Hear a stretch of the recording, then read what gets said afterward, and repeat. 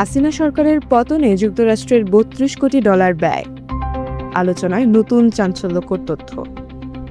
কোটি কোটি ডলারের অদৃশ্য খেলার পর্দার আড়ালে গোপন অর্থায়নের পরেই হাসিনা সরকারের পতন।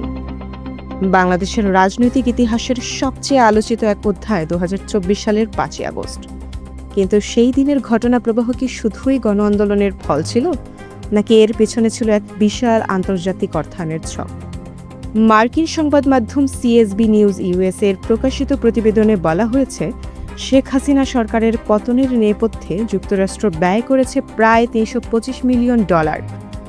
দ্য পেপার ট্রেল শীর্ষক এই প্রতিবেদনে দাবি করা হয়, তারা বিভিন্ন গ্র্যান্ট ডেটাবেস, কংগ্রেসের সাক্ষ্য এবং ডিক্লাসিফাইড নথিপত্র বিশ্লেষণ করে এই তথ্য পেয়েছে। প্রতিবেদনের ভাষ্য অনুযায়ী, গণঅভ্যুত্থানের কয়েক মাস আগ থেকেই নির্দিষ্ট কিছু খাতে অর্থপ্রবাহ অস্বাভাবিকভাবে বেড়ে যায়। বিশেষ করে এনজিও, সিভিল সোসাইটি এবং ডিজিটাল প্ল্যাটফর্মগুলোকে কেন্দ্র করে এই অর্থ ব্যয় করা হয়। ডিজিটাল ক্যাম্পেইন পরিচালনা, জনমত গঠন এবং সাংগঠনিক সক্ষমতা বৃদ্ধির নামে এই অর্থ স্থানীয় বিভিন্ন গোষ্ঠীর হাতে পৌঁছে দেওয়া হয়েছে বলেও প্রতিবেদনে উল্লেখ করা হয়েছে। সবচেয়ে গুরুত্বপূর্ণ বিষয় হল, এই ঘটনাকে কেবল স্বতঃস্ফূর্ত গণ আন্দোলন হিসেবে দেখার ধারণাকে প্রশ্নবিদ্ধ করা হয়েছে। প্রতিবেদনে বলা হয়েছে, এটি ছিল দীর্ঘমেয়াদী পরিকল্পনার অংশ, যেখানে অর্থায়নের মাধ্যমে একটি নির্দিষ্ট রাজনৈতিক লক্ষ্য অর্জনের চেষ্টা করা হয়েছে। বিশ্বের অনেক গণমাধ্যম যেখানে 2024 সালের এই পরিবর্তনকে গণতান্ত্রিক অভ্যুত্থান হিসেবে তুলে ধরেছিল, সেখানে এই নতুন তথ্য সেই বর্ণনাকেই চ্যালেঞ্জের মুখে ফেলছে।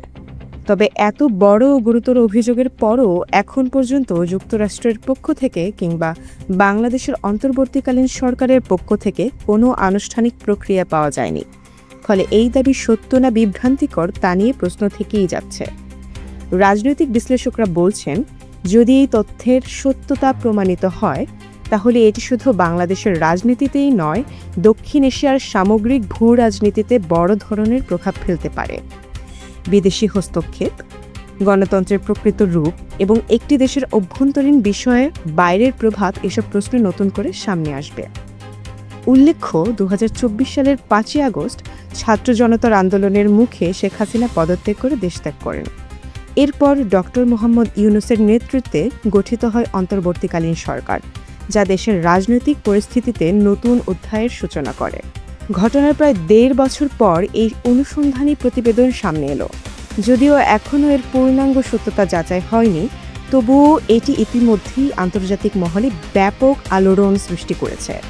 প্রশ্ন এখন একটাই, বাংলাদেশের সেই পরিবর্তন কি সত্যিই ছিল জনগণের স্বতঃস্ফূর্ত আন্দোলনের ফল, নাকি এর পেছনে লুকিয়েছিল এক সুপরিকল্পিত আন্তর্জাতিক অর্থায়নের ছায়া? উত্তর খুঁজছে দেশ, উত্তর খুঁজছে বিশ্ব।